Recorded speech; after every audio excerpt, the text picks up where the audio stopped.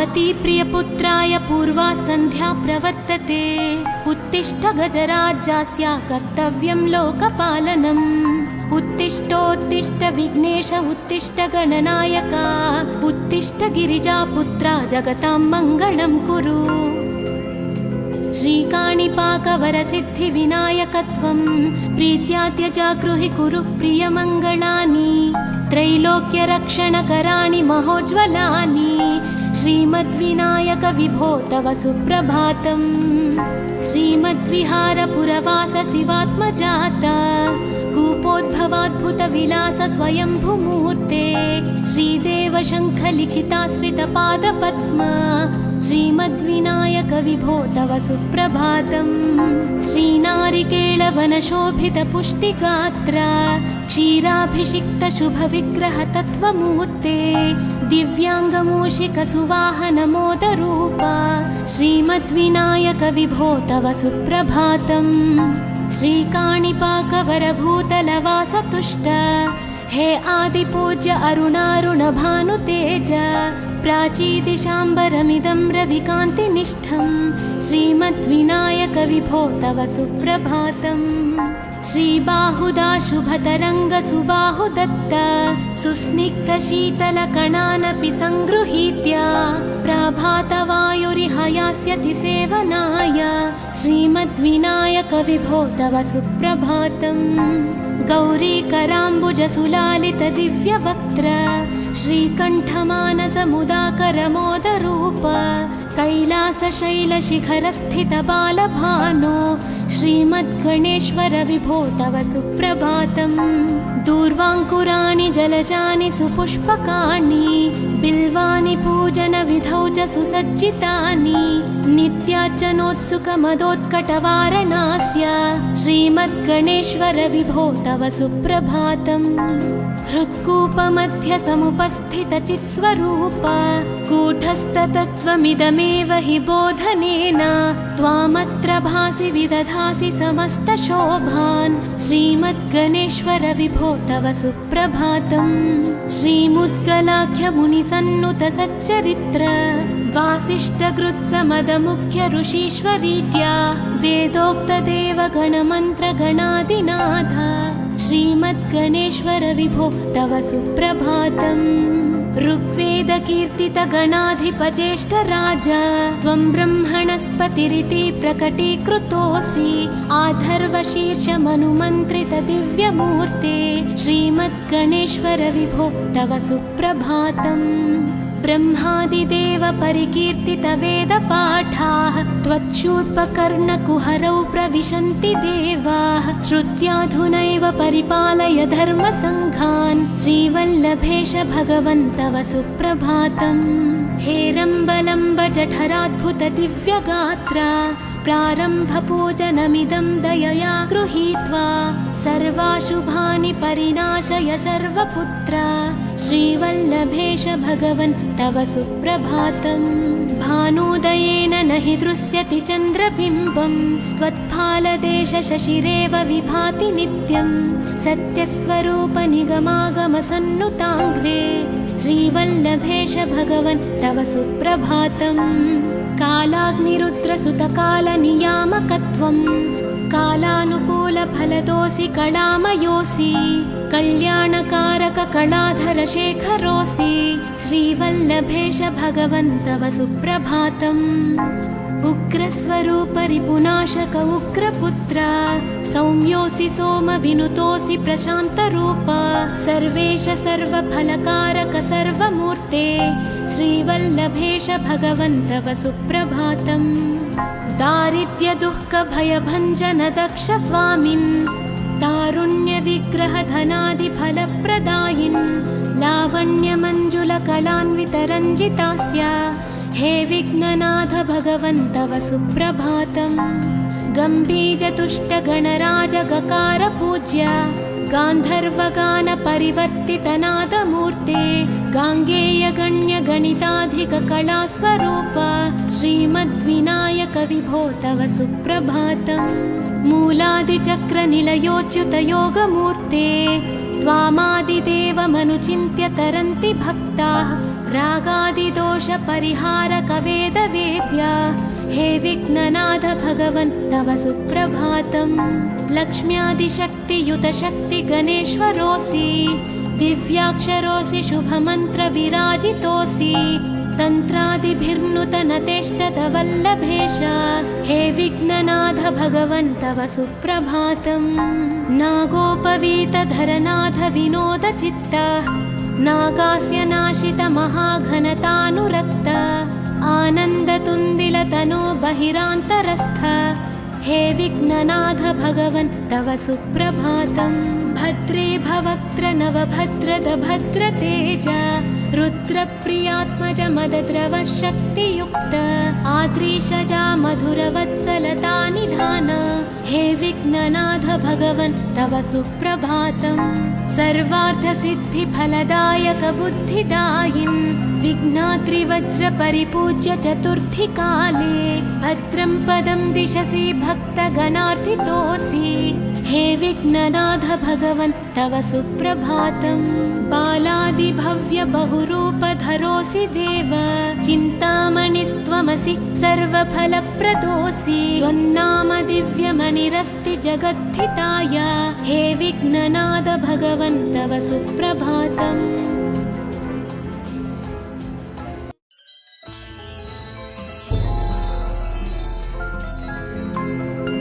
पार्वती प्रियपुत्राय पूर्वा सन्ध्या प्रवर्तते उत्तिष्ठ गजराज्यास्य कर्तव्यं लोकपालनम्। उत्तिष्ठोत्तिष्ठ विघ्नेश उत्तिष्ठ गणनायक उत्तिष्ठ गिरिजापुत्रा जगतां मङ्गलं कुरु। श्रीकाणिपाकवरसिद्धिविनायकत्वं प्रीत्याद्यजागृहि कुरु प्रियमङ्गलानि त्रैलोक्यरक्षणकराणि महोज्ज्वलानि श्रीमद्विनायक विभो तव सुप्रभातम्। श्रीमद्विहारपुरवास शिवात्मजात कूपोद्भवाद्भुतविलास स्वयंभुमूर्ते श्रीदेव शङ्खलिखिताश्रितपादपद्म श्रीमद्विनायक विभो तव सुप्रभातम्।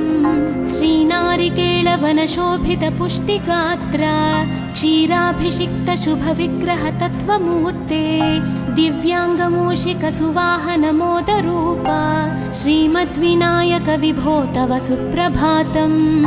श्रीकाणिपाकवरभूतलवासतुष्ट हे आदिपूज्य अरुणारुणभानुतेज प्राचीदिशाम्बरमिदं रविकान्तिनिष्ठं श्रीमद्विनायक विभो तव सुप्रभातम्।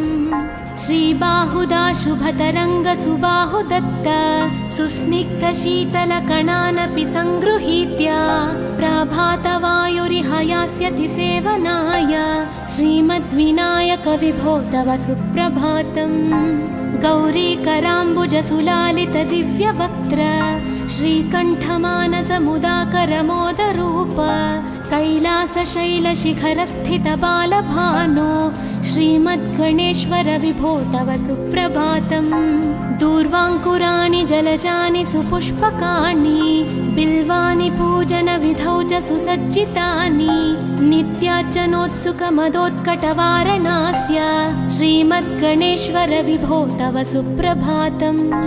हृत्कूपमध्यसमुपस्थितचित्स्वरूप कूटस्थतत्त्वमिदमेव हि बोधनेन त्वामत्र भासि विदधासि समस्तशोभान् श्रीमद्गणेश्वर विभो तव सुप्रभातम्। श्रीमुद्गलाख्यमुनिसन्नुतसच्चरित्र वासिष्ठकृत्समदमुख्य ऋषीश्वरीत्या वेदोक्तदेवगणमन्त्रगणादिनाथ श्रीमद्गणेश्वर विभो तव सुप्रभातम्। ऋग्वेदकीर्तितगणाधिपज्येष्ठराज त्वं ब्रह्मणस्पतिरिति प्रकटीकृतोऽसि आधर्वशीर्षमनुमन्त्रितदिव्यमूर्ते श्रीमद्गणेश्वर विभो तव सुप्रभातम्। ब्रह्मादिदेव परिकीर्तितवेदपाठाः त्वच्छूर्पकर्णकुहरौ प्रविशन्ति देवाः श्रुत्याधुनैव परिपालय धर्मसङ्घान् श्रीवल्लभेश भगवन् तव सुप्रभातम्। हेरम्बलम्ब जठराद्भुत दिव्यगात्र प्रारम्भपूजनमिदं दयया गृहीत्वा सर्वाशुभानि परिनाशय सर्वपुत्र श्रीवल्लभेश भगवन् तव सुप्रभातम् भानुदयेन न हि दृश्यति चन्द्रबिम्बं त्वत्फालदेश शशिरेव विभाति नित्यं सत्यस्वरूप निगमागमसन्नुताङ्घ्रे श्रीवल्लभेश भगवन् तव सुप्रभातम् कालाग्निरुद्रसुतकालनियामकत्वं कालानुकूलफलदोऽसि कलामयोऽसि कल्याणकारक कलाधरशेखरोऽसि श्रीवल्लभेश भगवन् तव सुप्रभातम् उग्रस्वरूप रिपुनाशक उग्रपुत्र सौम्योऽसि सोमविनुतोऽसि प्रशान्तरूप सर्वेश सर्वफलकारक सर्वमूर्ते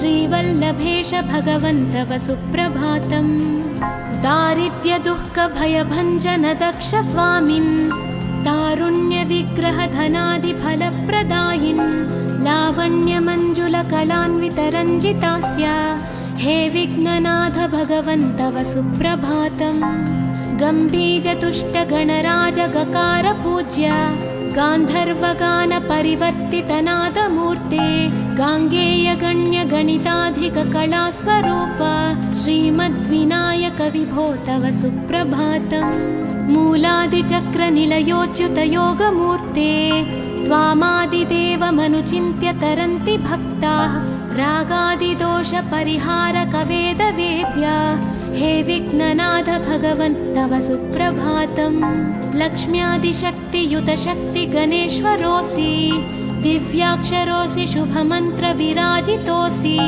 तन्त्रादिभिर्नुतनतेष्टतवल्लभेश हे विघ्ननाथ भगवन् तव सुप्रभातम् नागोपवीतधरनाथ विनोदचित्त नागास्य नाशित महाघनतानुरक्त आनन्दतुन्दिलतनो बहिरान्तरस्थ हे विघ्ननाथ भगवन् तव सुप्रभातम् भद्रे भवक्त्र नवभद्रद भद्रतेज रुद्रप्रियात्मज मदद्रव शक्तियुक्त आद्रीशजा मधुरवत्सलतानिधान हे विघ्ननाथ भगवन् तव सुप्रभातम् सर्वार्थसिद्धिफलदायक बुद्धिदायिन् विघ्नाद्रिवज्रपरिपूज्य चतुर्थीकाले भद्रं पदं दिशसि भक्तगणार्थितोऽसि हे विघ्ननाथ भगवन् तव सुप्रभातम् बालादिभव्य बहुरूपधरोऽसि देव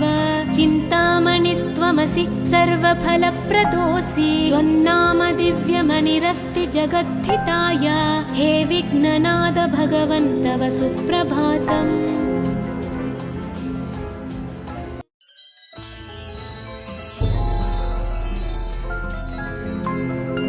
पार्वती प्रियपुत्राय पूर्वा सन्ध्या प्रवर्तते उत्तिष्ठ गजराज्यास्य कर्तव्यं लोकपालनम् उत्तिष्ठोत्तिष्ठ विघ्नेश उत्तिष्ठ गणनायका उत्तिष्ठ गिरिजापुत्रा जगतां मङ्गलं कुरु श्रीकाणिपाकवरसिद्धिविनायकत्वं प्रीत्याद्यजागृहि कुरु प्रियमङ्गलानि त्रैलोक्यरक्षणकराणि महोज्ज्वलानि श्रीमद्विनायक विभो तव सुप्रभातम् श्रीमद्विहारपुरवास शिवात्मजाता कूपोद्भवाद्भुतविलास स्वयंभुमूर्ते श्रीदेव शङ्खलिखिताश्रितपादपद्मा श्रीमद्विनायक विभो तव सुप्रभातम् श्रीनारिकेळवनशोभितपुष्टिगात्र क्षीराभिषिक्त शुभविग्रह तत्त्वमूर्ते दिव्याङ्गमूषिकसुवाहनमोदरूप श्रीमद्विनायक विभो तव सुप्रभातम् श्रीकाणिपाकवरभूतलवासतुष्ट हे आदिपूज्य अरुणारुणभानुतेज प्राचीदिशाम्बरमिदं रविकान्तिनिष्ठं श्रीमद्विनायक विभो तव सुप्रभातम् श्रीबाहुदा शुभतरङ्ग सुबाहुदत्त सुस्निग्धशीतलकणानपि सङ्गृहीत्य प्रभातवायुरिहयास्यति सेवनाय श्रीमद्विनायक विभो तव सुप्रभातम् गौरीकराम्बुजसुलालितदिव्यवक्त्र श्रीकण्ठमानसमुदाकरमोदरूप कैलासशैलशिखरस्थितबालभानो श्रीमद्गणेश्वर विभो तव सुप्रभातम्। दूर्वाङ्कुराणि जलजानि सुपुष्पकाणि बिल्वानि पूजनविधौ च सुसज्जितानि नित्यार्चनोत्सुकमदोत्कटवारणास्य श्रीमद्गणेश्वर विभो तव सुप्रभातम्। हृत्कूपमध्य समुपस्थितचित्स्वरूप कूटस्थतत्त्वमिदमेव हि बोधनेन त्वामत्र भासि विदधासि समस्तशोभान् श्रीमद्गणेश्वर विभो तव सुप्रभातम्। श्रीमुद्गलाख्यमुनिसन्नुत सच्चरित्र वासिष्ठकृत्समदमुख्य ऋषीश्वरीत्या वेदोक्तदेवगणमन्त्रगणादिनाथ श्रीमद्गणेश्वर विभो तव सुप्रभातम्। ऋग्वेदकीर्तितगणाधिपज्येष्ठराज त्वं ब्रह्मणस्पतिरिति प्रकटीकृतोऽसि आधर्वशीर्षमनुमन्त्रितदिव्यमूर्ते श्रीमद्गणेश्वर विभो तव सुप्रभातम्। ब्रह्मादिदेव परिकीर्तितवेदपाठाः त्वच्छूर्पकर्णकुहरौ प्रविशन्ति देवाः श्रुत्याधुनैव परिपालय धर्मसङ्घान् श्रीवल्लभेश भगवन् तव सुप्रभातम्। हेरम्बलम्ब जठराद्भुत दिव्यगात्रा प्रारम्भपूजनमिदं दयया गृहीत्वा सर्वाशुभानि परिनाशय सर्वपुत्र श्रीवल्लभेश भगवन् तव सुप्रभातम्। भानुदयेन न हि दृश्यति चन्द्रबिम्बं त्वत्फालदेश शशिरेव विभाति नित्यं सत्यस्वरूप निगमागमसन्नुताङ्घ्रे श्रीवल्लभेश भगवन् तव सुप्रभातम्। कालाग्निरुद्रसुतकालनियामकत्वं कालानुकूलफलदोऽसि कलामयोऽसि कल्याणकारककलाधरशेखरोऽसि श्रीवल्लभेश भगवन् तव सुप्रभातम्। उग्रस्वरूप रिपुनाशक उग्रपुत्र सौम्योऽसि सोमविनुतोऽसि प्रशान्तरूप सर्वेश सर्वफलकारक सर्वमूर्ते श्रीवल्लभेश भगवन् तव सुप्रभातम्।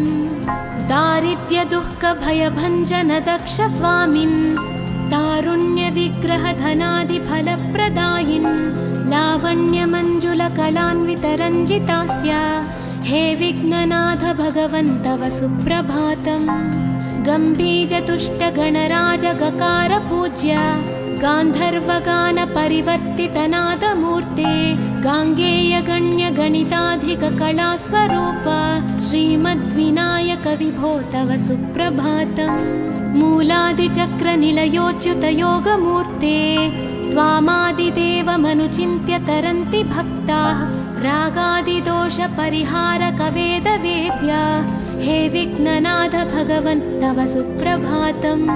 लक्ष्म्यादिशक्तियुतशक्तिगणेश्वरोऽसि दिव्याक्षरोऽसि शुभमन्त्रविराजितोऽसि तन्त्रादिभिर्नुतनतेष्टतवल्लभेश हे विघ्ननाथ भगवन् तव सुप्रभातम्। नागोपवीतधरनाथ विनोदचित्त नागास्य नाशित महाघनतानुरक्त आनन्दतुन्दिलतनो बहिरान्तरस्थ हे विघ्ननाथ भगवन् तव सुप्रभातम्।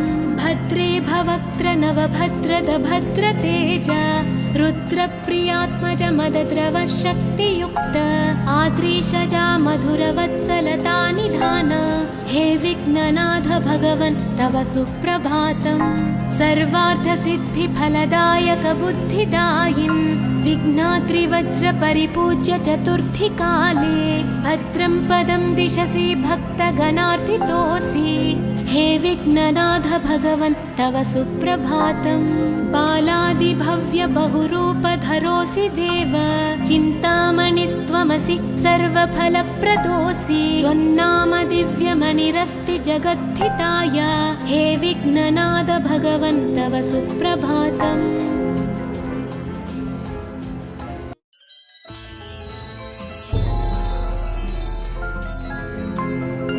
पार्वती प्रियपुत्राय पूर्वा सन्ध्या प्रवर्तते उत्तिष्ठ गजराज्यास्य कर्तव्यं लोकपालनम्।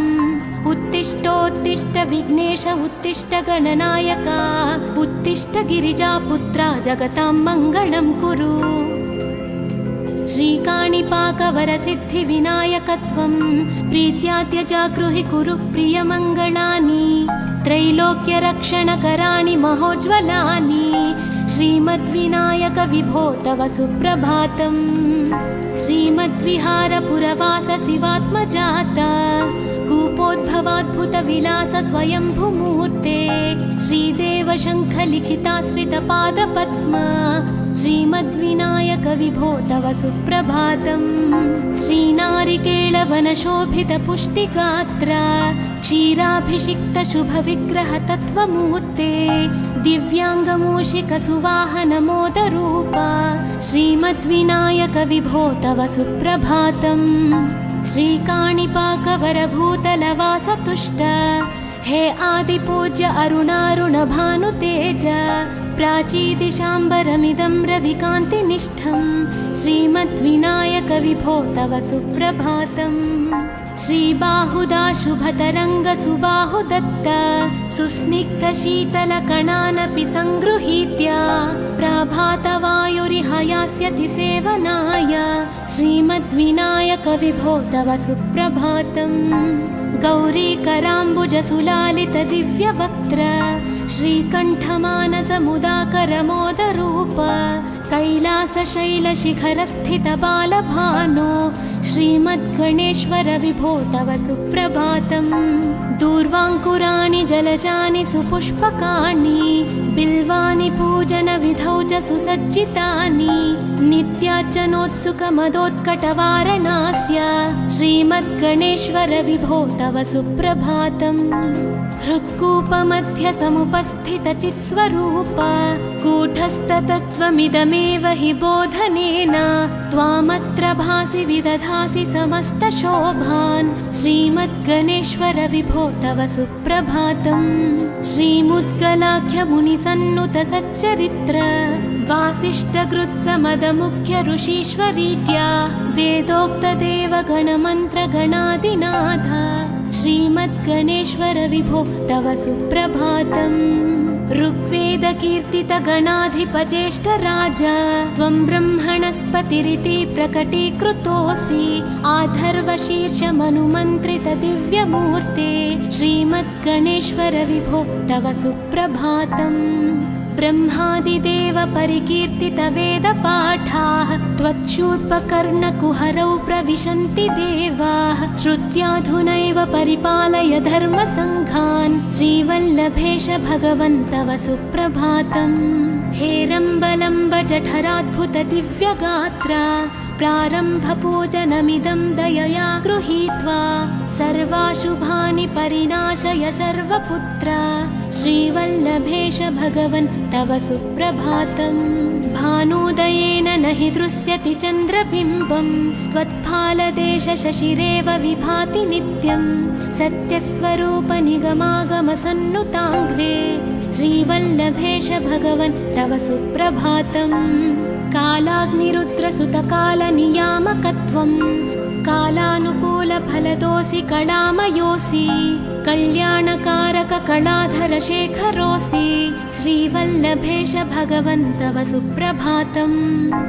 उग्रस्वरूप रिपुनाशक उग्रपुत्र सौम्योऽसि सोमविनुतोऽसि प्रशान्तरूप सर्वेश सर्वफलकारक सर्वमूर्ते श्रीवल्लभेश भगवन् तव सुप्रभातम्।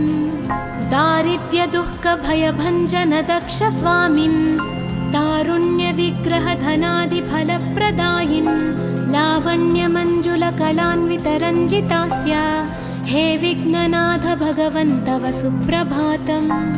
गम्भीजतुष्टगणराजगकार गान्धर्वगानपरिवर्तितनादमूर्ते गाङ्गेयगण्यगणिताधिककलास्वरूप श्रीमद्विनायक विभो तव सुप्रभातम्।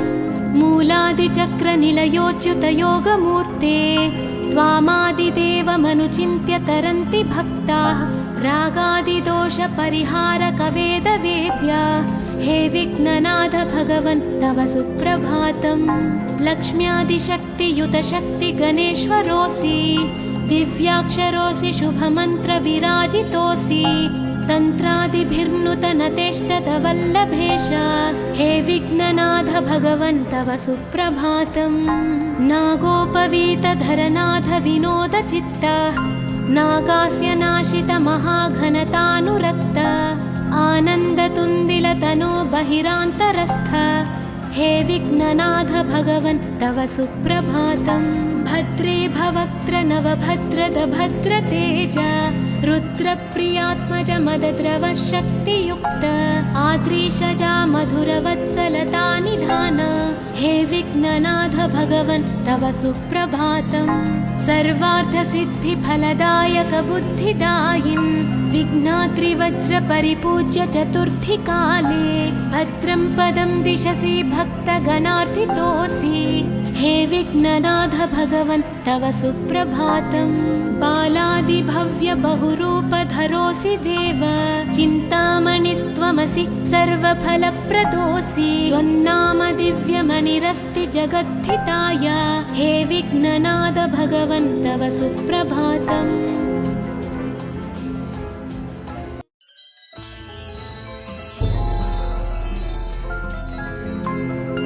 पार्वती प्रियपुत्राय पूर्वा सन्ध्या प्रवर्तते, उत्तिष्ठ गजराज्यास्य कर्तव्यं लोकपालनम्। उत्तिष्ठोत्तिष्ठ विघ्नेश उत्तिष्ठ गणनायका, उत्तिष्ठ गिरिजापुत्रा जगतां मङ्गलं कुरु।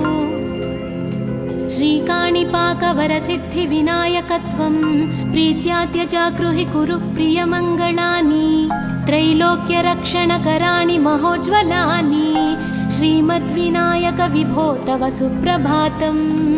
श्रीमद्विहारपुरवास शिवात्मजाता, कूपोद्भवाद्भुतविलास स्वयंभुमूर्ते, श्रीदेव शङ्खलिखिताश्रितपादपद्मा, श्रीमद्विनायक विभो तव सुप्रभातम्। श्रीनारिकेळवनशोभितपुष्टिगात्र, क्षीराभिषिक्तशुभविग्रहतत्त्वमूर्ते, दिव्याङ्गमूषिकसुवाहनमोदरूपा, श्रीमद्विनायक विभो तव सुप्रभातम्। श्रीकाणिपाकवरभूतलवासतुष्ट, हे आदिपूज्य अरुणारुणभानुतेज, प्राचीदिशाम्बरमिदं रविकान्तिनिष्ठं, श्रीमद्विनायक विभो तव सुप्रभातम्।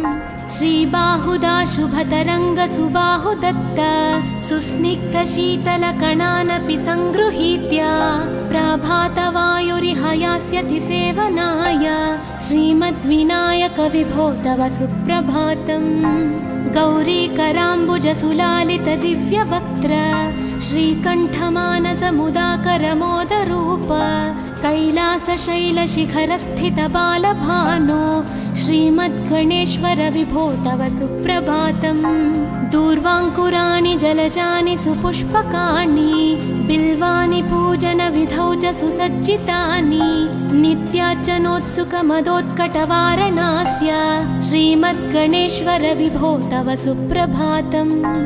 हृत्कूपमध्य समुपस्थितचित्स्वरूप, कूटस्थतत्त्वमिदमेव हि बोधनेन, त्वामत्र भासि विदधासि समस्तशोभान्, श्रीमद्गणेश्वर विभो तव सुप्रभातम्। श्रीमुद्गलाख्यमुनिसन्नुतसच्चरित्र, वासिष्ठकृत्समदमुख्य ऋषीश्वरीत्या, वेदोक्तदेवगणमन्त्रगणादिनाथ, श्रीमद्गणेश्वर विभो तव सुप्रभातम्। ऋग्वेदकीर्तितगणाधिपज्येष्ठराज, त्वं ब्रह्मणस्पतिरिति प्रकटीकृतोऽसि, आधर्वशीर्षमनुमन्त्रितदिव्यमूर्ते, श्रीमद्गणेश्वर विभो तव सुप्रभातम्।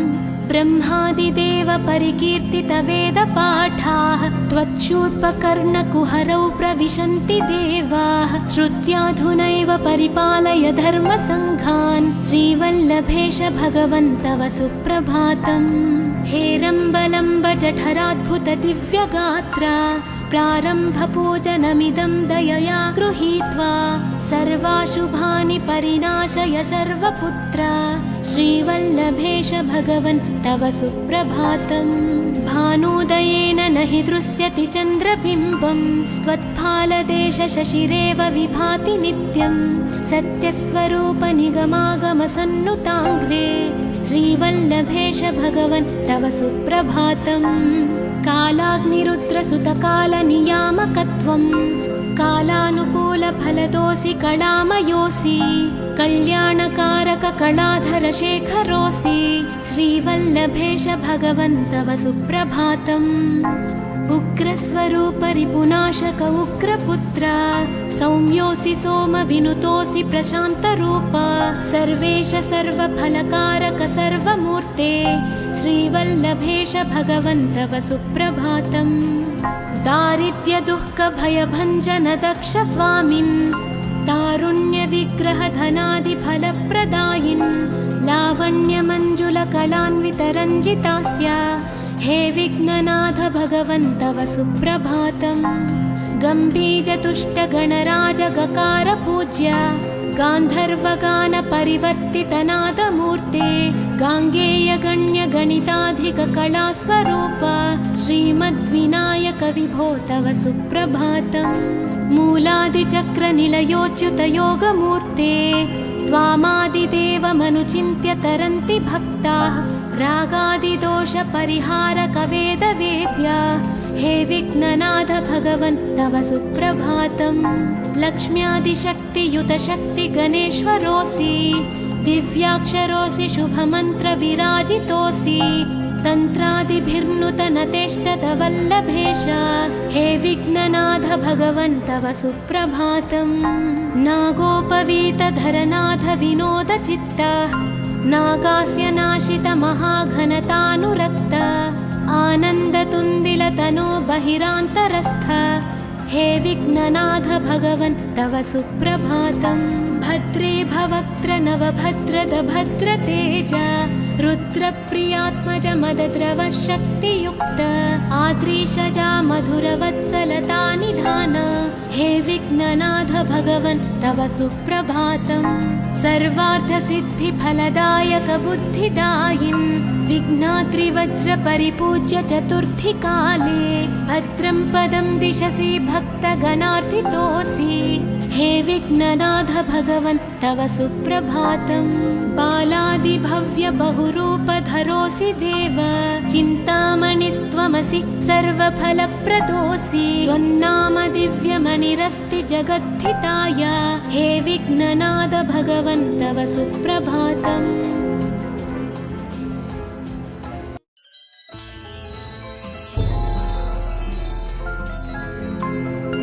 पार्वती प्रियपुत्राय पूर्वा सन्ध्या प्रवर्तते उत्तिष्ठ गजराज्यस्य कर्तव्यं लोकपालनम् उत्तिष्ठोत्तिष्ठ विघ्नेश उत्तिष्ठ गणनायक उत्तिष्ठ गिरिजापुत्रा जगतां मङ्गलं कुरु श्रीकाणिपाकवरसिद्धिविनायकत्वं प्रीत्याद्य जागृहि कुरु प्रियमङ्गलानि त्रैलोक्यरक्षणकराणि महोज्ज्वलानि श्रीमद्विनायक विभो तव सुप्रभातम् श्रीमद्विहारपुरवास शिवात्मजात कूपोद्भवाद्भुतविलास स्वयंभूमूर्ते श्रीदेव शङ्खलिखिताश्रितपादपद्म श्रीमद्विनायक विभो तव सुप्रभातम् श्रीनारिकेळवनशोभितपुष्टिगात्र क्षीराभिषिक्त शुभविग्रह तत्त्वमूर्ते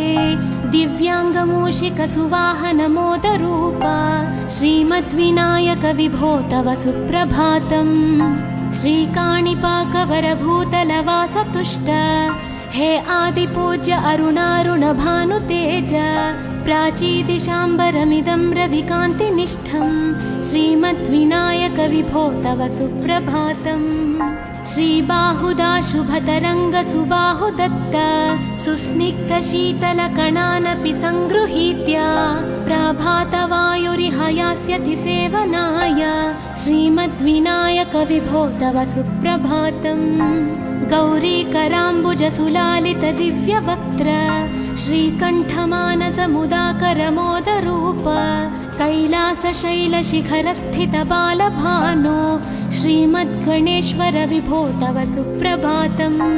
दूर्वाङ्कुराणि जलजानि सुपुष्पकाणि बिल्वानि पूजनविधौ च सुसज्जितानि नित्यार्चनोत्सुकमदोत्कटवारणास्य श्रीमद्गणेश्वर विभो तव सुप्रभातम्। हृत्कूपमध्य समुपस्थितचित्स्वरूप कूटस्थतत्त्वमिदमेव हि बोधनेन त्वामत्र भासि विदधासि समस्तशोभान् श्रीमद्गणेश्वर विभो तव सुप्रभातम्। श्रीमुद्गलाख्यमुनिसन्नुत सच्चरित्र वासिष्ठकृत्समदमुख्य ऋषीश्वरीत्या वेदोक्तदेवगणमन्त्रगणादिनाथ श्रीमद्गणेश्वर विभो तव सुप्रभातम्।